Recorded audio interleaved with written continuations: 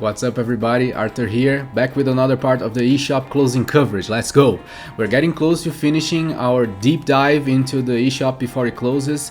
If you haven't seen already, do check out the entire playlist in the corner there or in the description for literally hundreds of other games worth getting on the eShop, most of which are obscure. And now in part 7 we're taking a deep dive at the untamed wilderness that is the DSiWARE catalog on the 3DS. There are so many surprising, fun, and most of all creative games to be found here. So much so that I will have to once again split this part in A and B, and maybe even more. I'll be adjusting the title and thumbnail as necessary. So make sure to stay tuned to the channel as the eShop closing date of March 27th is fast approaching. And quick warning, right after the intro I have some important information about the DSiWARE titles and how they're stored in your 3DS, which generates some misconception online, which I think it's super important to clear. Okay, with all that said, welcome to the channel. This is From the Void.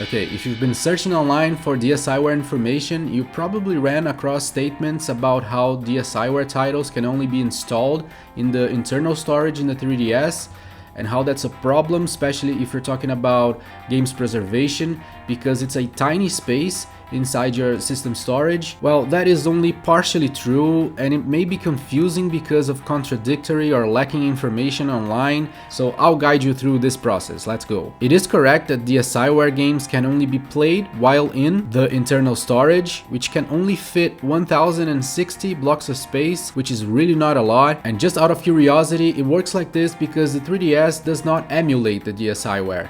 It is running the games natively, so it has to replicate everything how the DSiWARE was originally. So that's why we have this restriction. Now, the bigger issue that may spook you once you download a bunch of DSiWARE games is that the 3DS won't allow you to even purchase a new DSiWARE title from the eShop if your system memory is already full. So it forces you to delete games to make space, which sucks, especially if you, like me, are concerned about games preservation. I am looking to have these games potentially to play decades in the future, so this is definitely a concern that I had, that I anticipate many of you having as well. But I'm happy to report that you can totally preserve those games.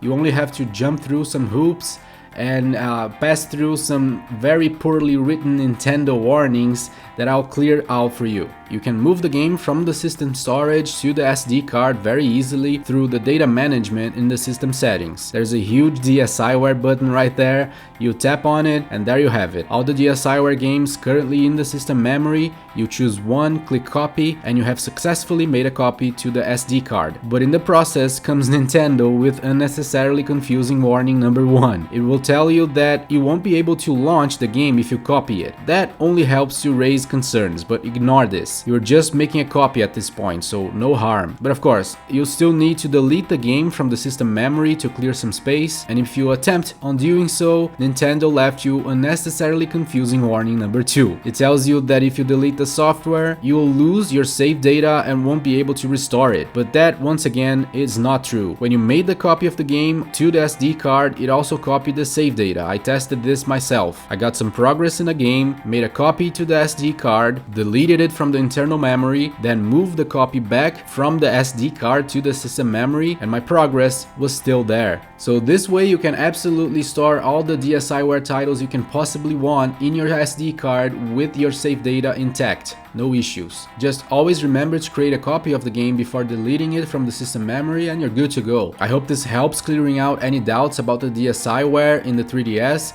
If any remain, let me know in the comments and I'll look into them personally. And that's enough of that, let's get into the games.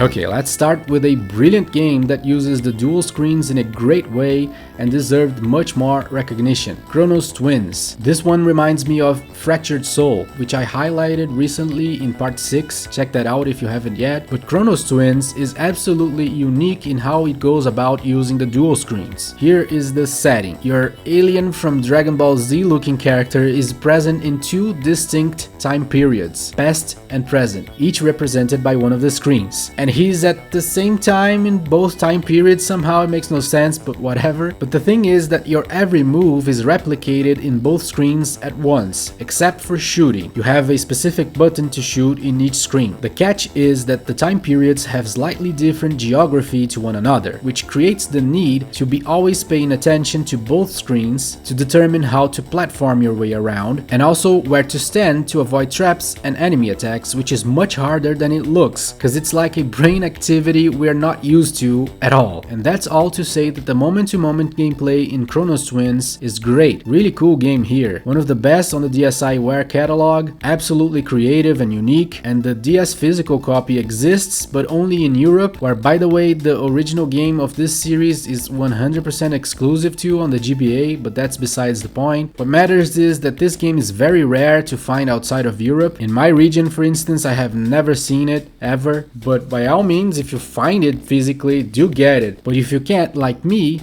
do consider getting it for the not expensive price of $4.99 before it goes away forever into the void.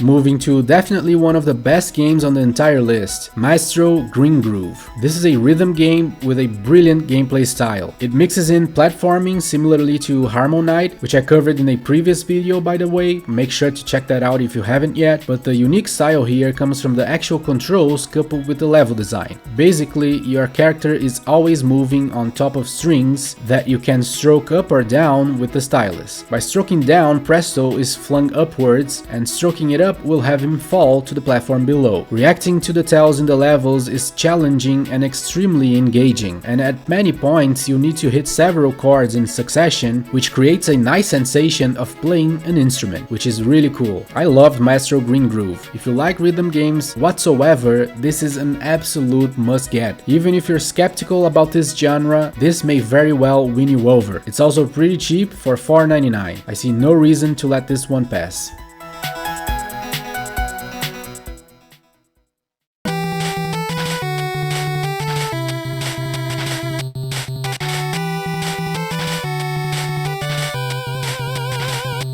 Next is one from Capcom, and despite being much more obscure, it got much higher praise than its big brother home console entry. We're talking about Dark Void Zero.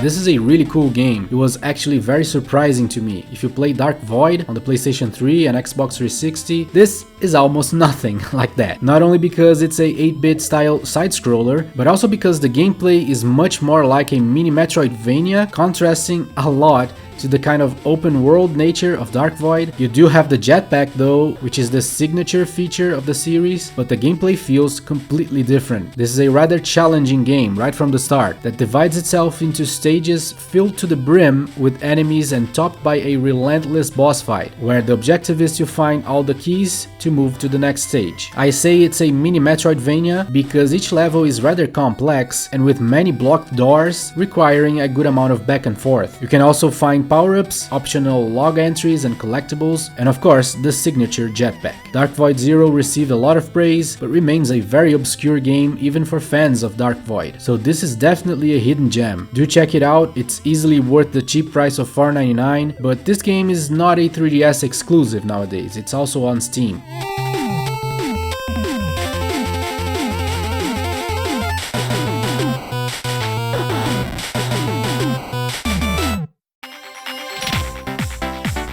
Next is absolutely brilliant puzzle platformer Mighty Flip Champs.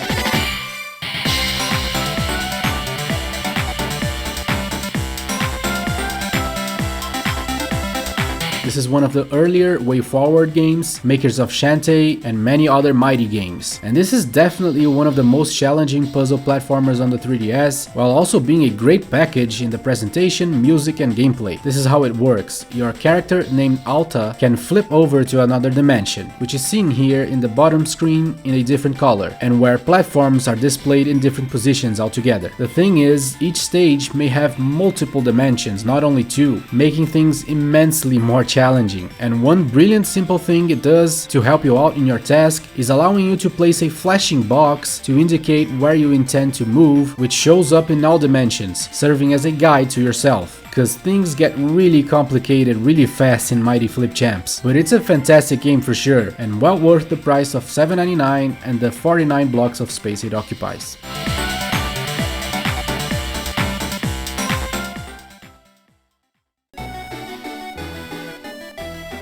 Following up with another mighty game from WayForward, and another one with a refreshingly different gameplay, Mighty Milky Way.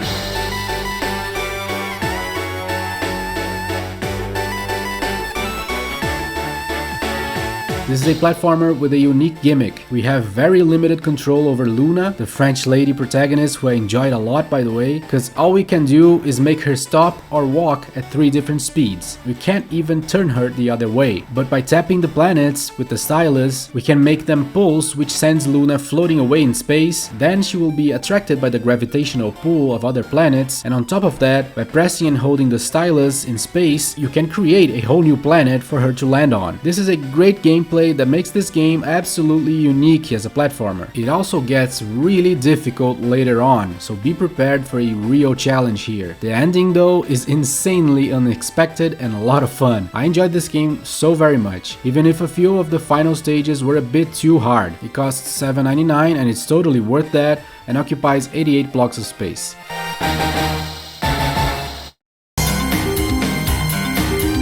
Next, believe it or not, we have a Symphony of the Night-like on the DSi, and a pretty good one. This is Soul of Darkness.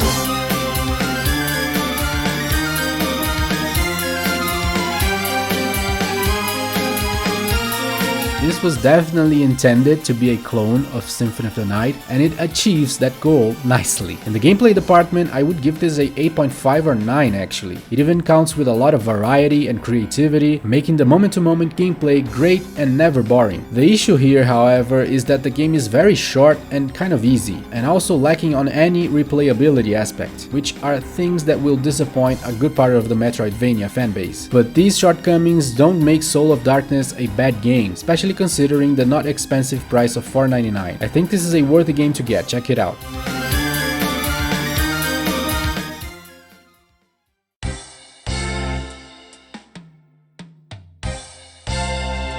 Moving on to high-quality top-down action RPG Zenonia. This is such a cool game. The story reminds me of Breath of Fire. The protagonist is also a child of the Dragon tribe, and there are a lot of other interesting characters as well, including several of the villains. In the beginning, you pick your class from 3 options: Paladin, Warrior, or Assassin. I would strongly suggest the Paladin, as it provides magical spells that allow for an even more interesting gameplay. You can assign abilities and spells to other buttons, similar to Zelda, which feels great, making for an effective combat, compensating for the lack of fluidity in this game. You don't really have dodge moves or defensive abilities like that. Instead, the idea is to push enemies away and defeat them before they get a chance of attacking you, while also avoiding getting mobbed. It's a really cool gameplay, I enjoyed it a lot. It also looks great in my opinion and provides an insane replayability aspect, not only from the different classes you can choose, but also allowing you to choose evil or good alignments by the choices you make during the game, which completely changes the story. Zenonia is definitely among the best DSiWARE games available on the 3DS, well worth the price of $7.99 and the 106 blocks of space. It was made available for the PSP as well, but also digital only, so that may not be an option for many. It was on mobile phones, but I believe not anymore, so your options are very limited for this game.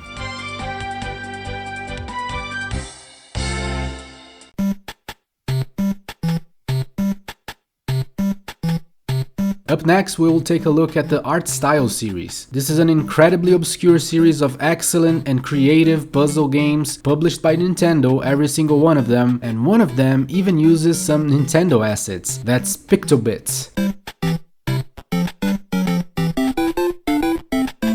This is definitely one of my favorite among the art style games. It's a falling blocks puzzle game that makes good use of the stylus touch controls. Basically, you have a whole bunch of different colored dots in the bottom, then blocks start falling slowly, then you'll need to pick the dots below and place them in the block's path in such a way that you form lines of 3 or more to bust the blocks. It's a lot of fun. The stages are Nintendo games themed, using famous soundtracks from those games, which are fantastic. I mean, this is a must-have in my opinion if you're a Nintendo fan who likes falling blocks puzzle games. It goes for $4.99, actually all art style games are in this price, and takes 45 blocks on your system memory.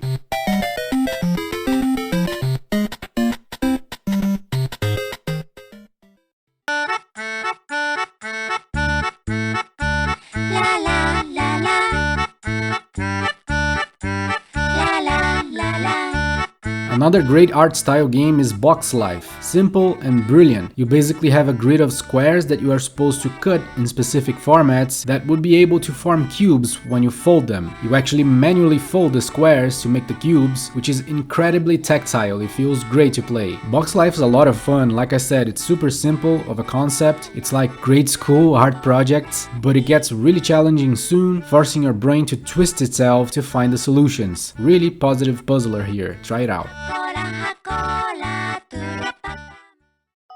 The next one is Zengage. This is like a 2D Rubik's Cube. Seriously, you have to move the colored squares, but can only do so in rows or columns. And the objective is to have them all aligned to the spheres of the same color, and the white ones on spaces with no spheres. That's it. I'm not very good at solving Rubik's Cubes, so I found this insanely hard, completely out of my capabilities. So I would only recommend it to those of you who already know you like that kind of brain exercise, and would like something different that still scratches that itch.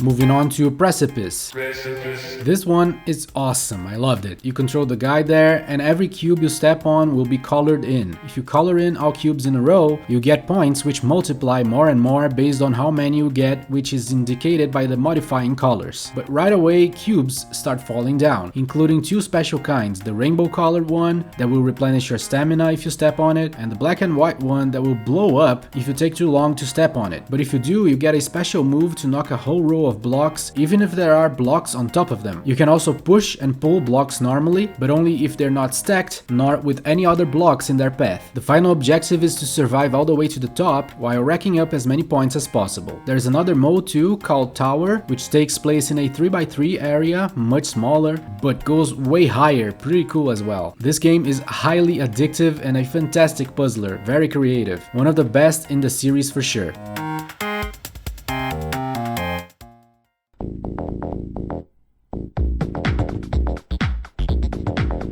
Another absolute highlight among the art style games is DIGIDRIVE. This is such a weird game. It takes a couple of tries to even understand what you're supposed to do here, but the game is great once you get it and insanely addictive. Basically, this is an intersection and the arrows are cars. You have to guide same colored cars to one of the 4 sides and keep that side in that color to accumulate more and more fuel. The fuel amount is indicated by the shapes. The closer they get to a circle, the more fuel you have accumulated there. So it starts with a triangle, then a square, and so on. If you manage to have all 4 sides with fuel simultaneously, you get into overdrive, which allows you to accumulate fuel faster. And it ends with a boost to your core. Oh yeah, that's the objective, by the way, to boost your core upwards, whatever that means. Every once in a while, a black and red car with sirens enters the intersection, and whichever lane you push it in will cause the fuel to be used to boost your core. You can do that manually too, but you have only 3 of those. The objective is to have the core surpass the milestones, after which you get medals and unlock new songs, difficulties, and skins. This is a pretty cool game, completely obscure and a real nice distraction for long or short sections. Great game to have on your 3DS.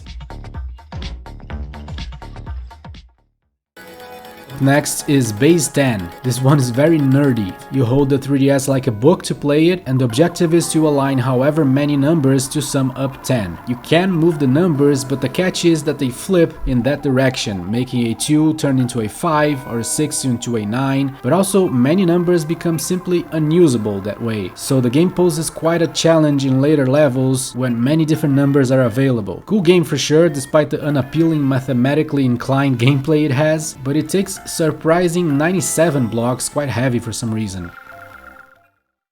And the last art style game is AQUIA. This is a match 3 kind of puzzler. You'll need to form lines or columns of the same kind of block, and you do so by pushing in a shape and forcing out a shape of the same size on the opposite side. It's quite a different style of puzzle game, very challenging due to how unusual it is. You'll need to teach your brain a new skill with this one. You can also choose different shapes to push in and out, which makes for a good replayability aspect here. Another great puzzle game on the art style series for sure, AQUIA, taking 92 blocks of space. Another heavy one for some reason.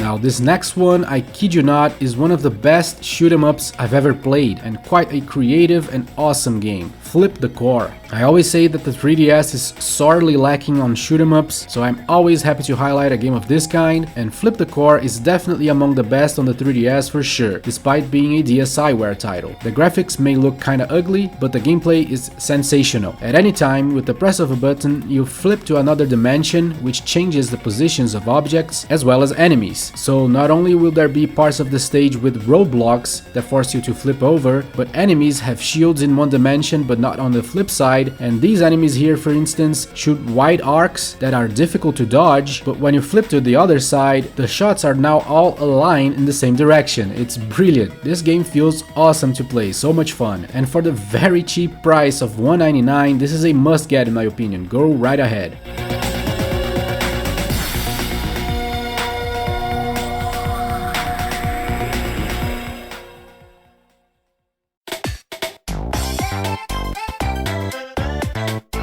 This next one was disappointing, straight up. And by the way, I'm also covering some of the games that I didn't like, in case they're famous or I feel like they may be attractive somehow, so you know what not to get as well. I think it's equally important. In the case of this here, Bomberman Blitz, we have a very simple Bomberman game with little to no new ideas, and while that by itself would be fine, because I do enjoy Bomberman, the major problem here is that the game focuses almost entirely on multiplayer, which I feel like 99% of the audience is not going to care about. There's no campaign, adventure or story mode, only battle mode against other players or the AI. The levels are cool with some interesting variation, but it felt completely empty as a game. I'd say avoid this one, even for the not expensive price of $4.99.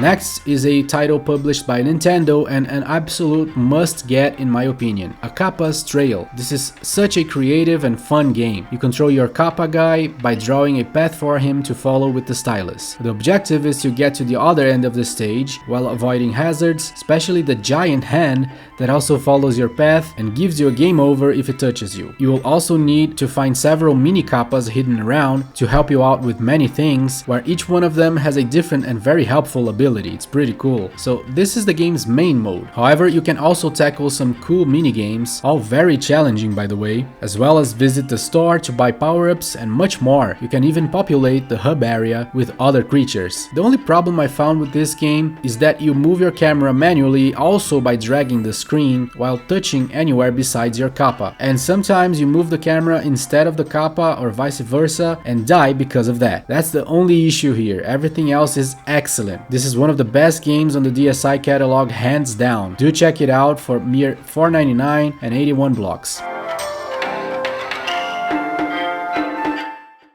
Next is criminally underrated Commando Steel Disaster.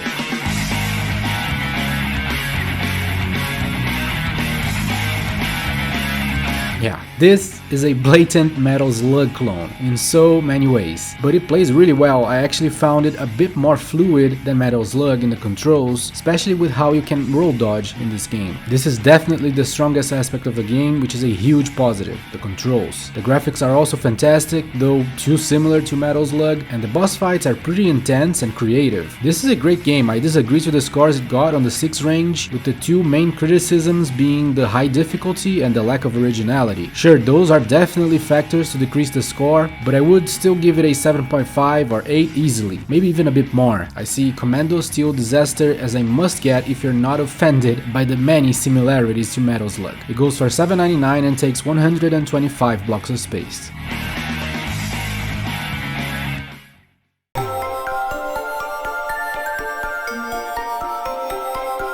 Next is chill puzzle game Penguin Patrol, no pun intended. This is really relaxing. From the music to the gameplay, everything feels super mellow and low stakes. That's not to say that there isn't a challenge here, much on the contrary. It gets really hard right about level 12. The objective is to save all penguins and break all ice blocks as you go. If you played a lot of early Pokemon games, this will feel right at home with the ice sliding. There are several other types of ice styles and also different kinds of penguins that will require you to do different things to save them. I love the graphics in this game too, really great pixel art here. So yeah, Penguin Patrol is a lot of fun and very much worth the low price of $1.99.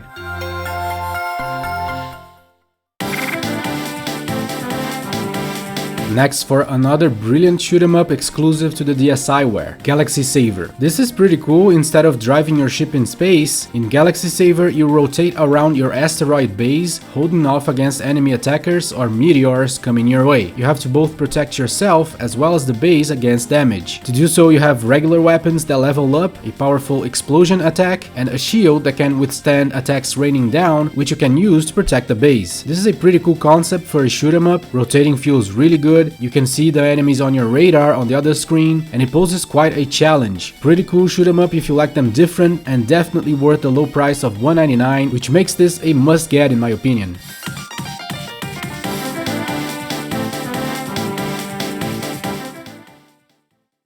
Next is Gaia's Moon. This one is cool. It's a dodge 'em up game where pressing and holding A makes your guy go up, while releasing it makes him go down. It only uses one button, that's it. Insanely simple gameplay, but very addictive, with nice graphics and interesting enemy patterns to learn and avoid. For the low price of $1.99, Gaia's Moon is a great game to have and waste a few minutes, or get completely addictive and finish the game in one longer sitting.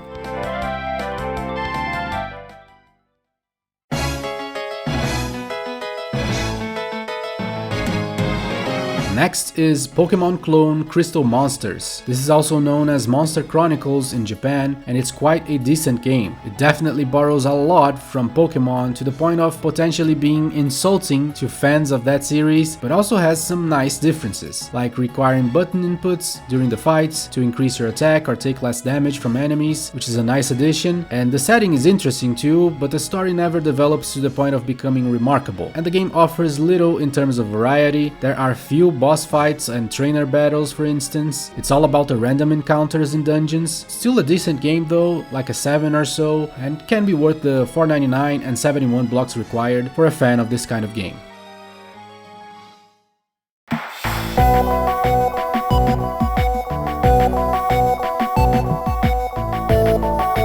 Moving on to Abyss. This is hard, simple, and addictive. You have to guide your abyssal creature to find all the shining orbs scattered around the level, and if you take too long to find the next orb, your view gets dimmer and dimmer, making it much more challenging to find your way through the underwater caverns of the Abyss. And you don't want that because it's already very hard to maneuver the creature, although the controls feel great, and touching any of the walls means instant death. That's pretty much it. Like I said, pretty simple, but creates a good sense of exploration and underwater claustrophobia. It also helps that this is among the cheaper games on the DSi catalog, going for mere $1.99.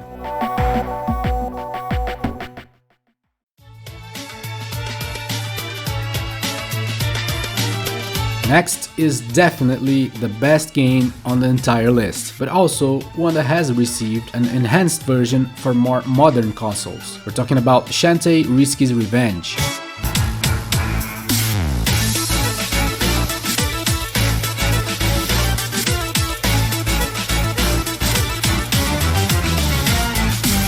This is such a great game. It was the second Shantae game I've played, and it beats the other one by a landslide. I prefer this pixel art graphical style, as well as the more intricate maps with much more of an exploration factor than the more straightforward, more action-focused recent entries such as Half Genie Hero. I mean, this game is fantastic. It got perfect scores even, which I would easily agree with. The only problem with the DSi version is that the director's cut found on PlayStations 4 and 5, Switch, Wii U, Xbox, and PCs has some extra content, including quality of life enhancements, a better map, and more difficulty options. But those are not absolutely must-haves, so if you'd rather play it on the 3DS or have the original, this version will not disappoint at all. However, it is the most expensive of all games in the DSi catalog. It goes for $11.99 and it takes 129 blocks of space.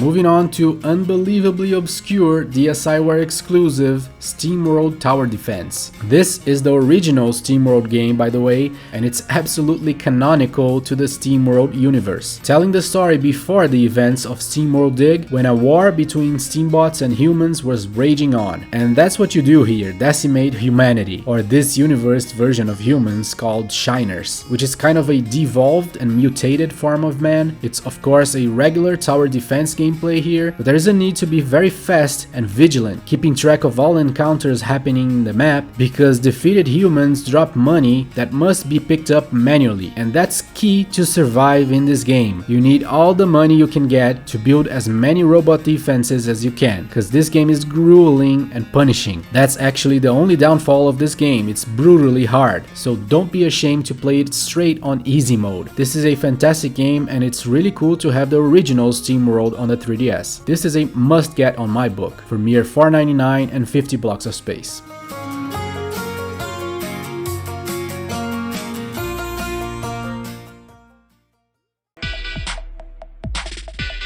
Following up with crazy hectic Escape the Virus Swarm Survival.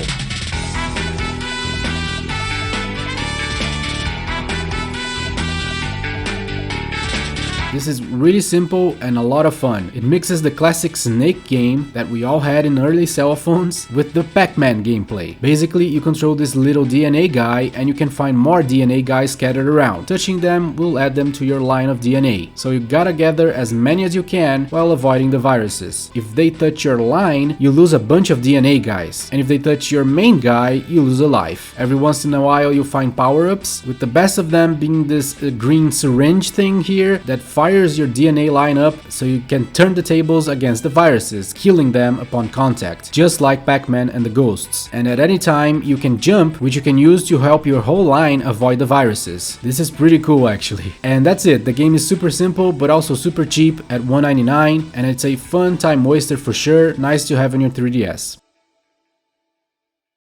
Next is a very simple game, but kinda cool. This is Crazy Hamster. So this idiot hamster is so crazy for fruit, he can't even see straight and avoid the traps. So you gotta do it for him and use your items to neutralize all the hazards, as well as adjust his speed. You use bridges over gaps, boats over water, parachutes for high drops, trampolines to jump over spiky things, stairs to reach new platforms, and a lot more. You will quickly have so many items, it gets hard to even find the one you want. I mean, look at this.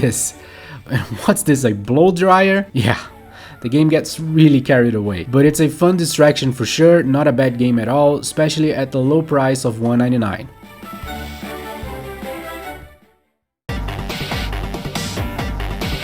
Next is another DSi game to compensate for the lack of shoot-em-ups on the 3DS, Metal Torrent. This one is a pretty standard top-down shooter, published by Nintendo by the way, and it's very much a bullet hell kind too. It gets kind of hard to even see some of the projectiles you're supposed to dodge, so a XL 3DS model with a bigger screen is a better option to play this probably. The cool thing here is that one of your powers in normal mode gets rid of the projectiles, which is a lifesaver and quite satisfying to use. On the hard harder mode they call insane mode, things get much tougher. You don't have that powerful bomb effect, your regular shots are less wide, and it's one hit kill. So it really gets insane. It's borderline impossible, which is a shame because this is a very short game and it feels overpriced at $4.99. It's quite light though, taking 37 blocks.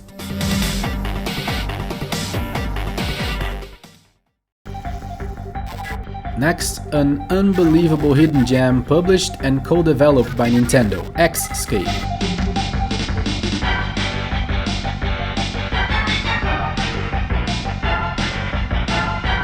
This is a sequel to X, the game that gave its developers a job at Nintendo to make Star Fox. This is also known as 3D Space Tank in Europe, and it's a great game, but has a very obtuse control scheme that will test your patience before you learn it. You use the stylus to do everything except shooting, which you do by pressing any button. By touching the top of the screen, you go forward, while touching the sides turns your spacecraft. To aim, you touch the middle section of the screen, and doing a side stroke will put you on strafe mode for focused combat. Again, this is a hard to get control scheme, but allows for some incredible freedom in the gameplay, which makes this very impressive for its time and platform. This is a full-on adventure with a huge amount of planets to explore, a long campaign, and a wide variety of missions. There are also flying segments that transform the game into a tunnel racer, which are a very cool change of pace, but the bulk of the game is the free roaming missions in the planets. It's all very impressive. This is a treasured hidden gem that deserved much more recognition, but unfortunately right now it's deep down devoid of forgetfulness. So do consider getting it for $7.99, as this is absolutely exclusive to the 3DS nowadays.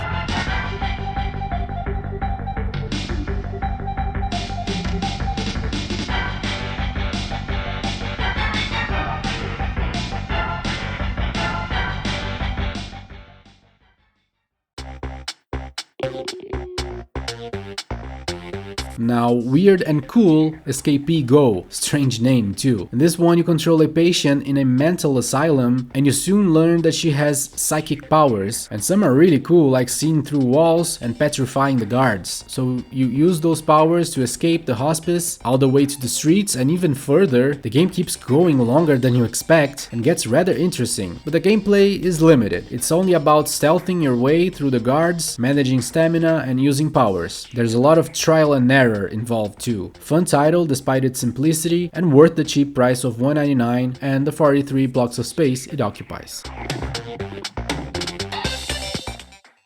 Moving on to the colorful 2D platformer Castle of Magic. This is a really cool side-scroller platformer. Reminds me of Mago, which I covered recently by the way. Check that video out if you're into 2D platformers, because you're also a magician guy here with access to different transformations as well as magical spells and abilities, while the platforming action is very fluid, and I also enjoyed the use of the two screens here as well as the optional objectives. This is a cool obscure platformer to add to your library, and very much worth the $4.99 ice cream price and the 95 blocks of space.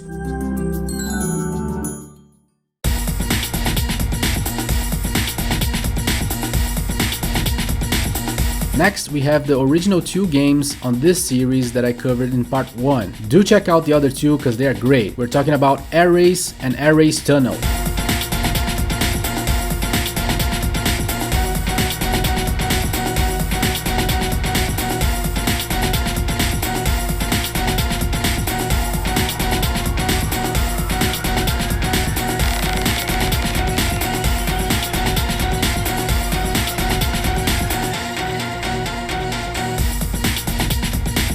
Completely by accident, I played this series 100% in reverse. I began with Airace Zeno, then Airace Speed, and only then I moved on to the DSiWARE games, Airace Tunnel and the original Airace. And it was really cool to see where the series began. The original Airace is a regular racer with airplanes. Kinda reminds me of the flying races on Diddy Kong Racing, cause Airace also counts with power-ups like missiles, boosts, and traps to give you an advantage. It's a pretty cool racer, nothing mind-blowing, but definitely definitely a nice game. It is a bit overpriced though at $7.99 and heavy too, taking 95 blocks, but a cool game for sure. Then Airace Tunnel modifies the gameplay, and that's how the series went on going forward. Races against the clock instead of opponents, and inside tight corridors with obstacles to avoid in increasing speeds, which is more fun than it sounds. These are great games and Tunnel is no exception. It also helps that this one is $1.99 and taking 41 blocks.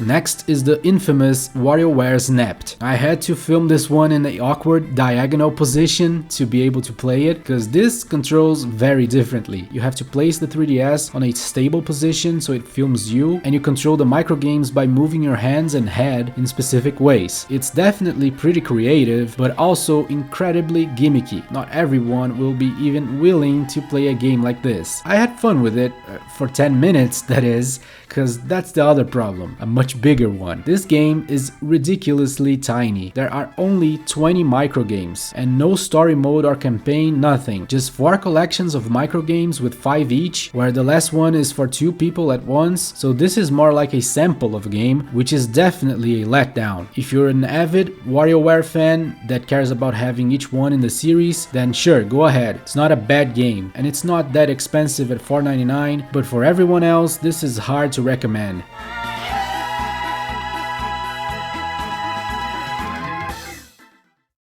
Next is brilliant hidden gem Aura Climber. This is simple and loads of fun. You control a little sentient cosmical body of some kind trying to return to space. You do so by making Aura jump with one tap of the A button, then a second tap will have him reach out with a grapple line in order to keep climbing by grabbing the small meteorites. On your way there will be all sorts of things like enemies, collectibles that increase your score, bombs that destroy enemies and launch you up if you're close to an object, super launchers that fling you up all the way, and a lot more. The mechanics are fantastic. It feels great to play this game. Aura is loads of fun. One of the best in the list for sure, especially considering the very low price of $1.99, which makes this a must get in my opinion.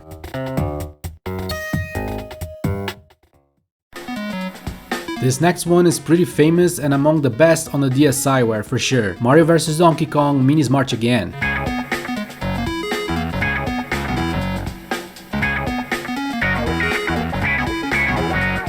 This is the third game on the series between March of the Minis and Miniland Mayhem, and it's a much better game than its predecessor, March of the Minis. We now have no control over the Minis after we ordered them to March, which sounds like a bad thing, but it isn't. The previous game was infuriating with how you had to tap the Minis to stop, turn them around, do a little jump. It sucked. In Minis March Again, you concentrate in controlling lots of things in the environment, creating a path for the Minis to reach the door, which feels much better. There is also a level creator here, which is a nice addition. This is an excellent title to include in your 3DS, going for a fair price, $7.99, and occupying 117 blocks.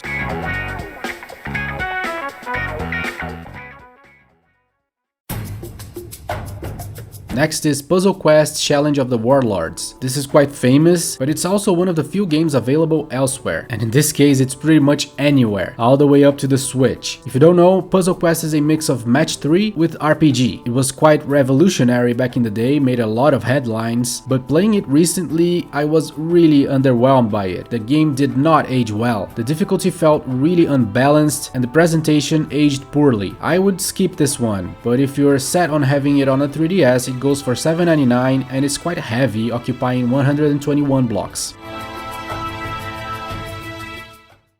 Next is the Electroplankton series. These are actually not games, they are more like music creation apps, but you make music here using little gameplay mechanisms. It's quite interesting. There are 10 little entries in the series, each sold separately, and in each one you interact in a different way with the planktons to make them emit different sounding tunes and beats. You can actually create some cool and unusual sounds with this. Some even allow you to record your own sound inputs. You can use your voice or an instrument. It's pretty cool. In my experience, versions, and if you want to get just one of them, the best one is Beat NES. It comes preloaded with famous Nintendo sounds and music, and you can mess around with it and make some really interesting sounds. It's pretty cool. The entire series was later made available in one package physically also for the DS, so this is not a digital exclusive, but the physicals are hard to come by from what I hear, so you may want to pick them up for $1.99 each, or maybe just the ones you like. So if you're interested, I'll just leave a few samples of each one so you can decide which ones you like the most.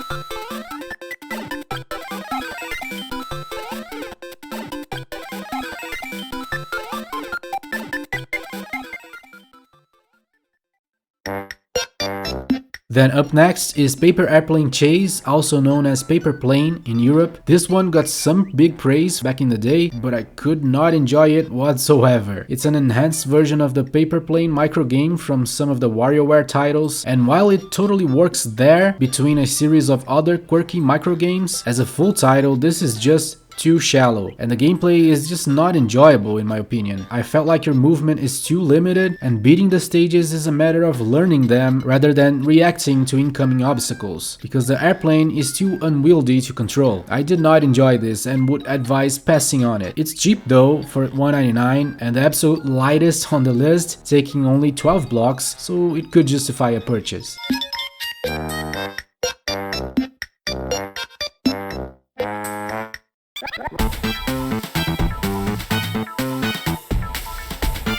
Next is Dr. Mario Express.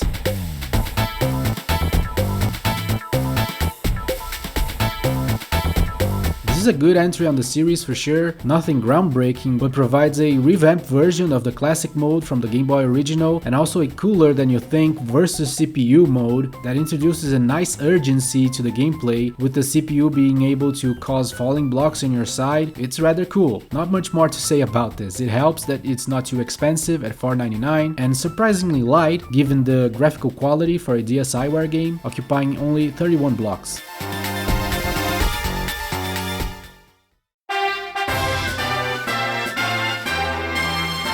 Next is one of the most eye-catching titles for sure, and what a lovely little game too, Dragon Quest Wars. Yeah, there is a DSiWARE exclusive Dragon Quest game that will become 100% unattainable officially in a couple of months, and people will be flabbergasted to learn about this in the future. Dragon Quest Wars is a pick-up-and-play tactical RPG game. I say pick-up-and-play because everything is simplified here. The progress is divided into stages, there are only up to 6 monsters on each side, and the stages are tiny, but the gameplay is impressively well done, rather unique to this game too, with well-balanced challenge and a lot of strategy involved, and ultimately just fun. The major issue in the game is that it's super short for the single player experience, but you do have access to the free mode where you can battle the AI endlessly, and there is also a strong incentive to play this game in multiplayer, so if you have friends interested in this, it could be a major plus. Dragon Quest Wars is a fun game if you don't mind how short it is, especially since it's not expensive at $4.99. Kind of heavy though, taking 86 blocks.